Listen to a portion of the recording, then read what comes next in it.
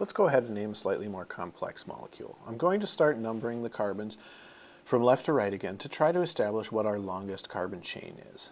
So I'm going to start with here on the left. 1, 2, 3, 4, 5. So if I go straight from left to right, I have 5 carbons. Now if I go 1, 2, 3, 4, 5, 6, we see that it's slightly longer going up this direction. Also, if I go 1, 2, 3, 4, 5, 6, it's the same length that direction.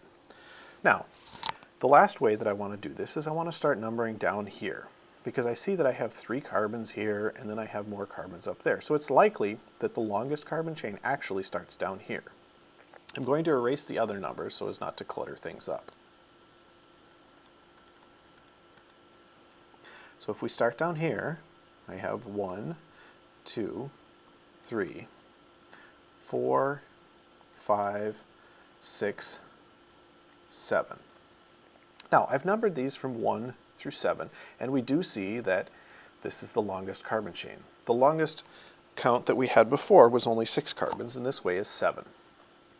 What I also notice when I look at this is I see that my first branch comes off at carbon number 4, and then there's another branch that comes off at carbon number 5. If I were to start numbering this up here, my first branch would be at carbon number 3. So I'm going to yet again renumber these carbons so that the branches have the lowest possible numbers. So I'll start up here with carbon number 1, 2, 3, 4, 5, 6, and 7. Because there are 7 carbons, like the other molecules that we've named, this is also a version of, or it's based on a backbone that is heptane.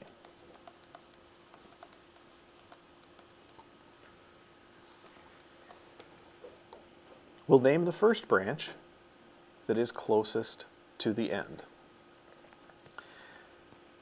The first branch is 1 carbon long, so it's methyl. So we will call this 3-methyl, because that branch is on carbon number 3. So we've now named the methyl branch. On carbon number 4, there's a branch that is 2 carbons long. Because it's 2 carbons long, that's going to be ethyl. And it occurs at carbon number 4. So we would call this 4-ethyl 3-methyl heptane.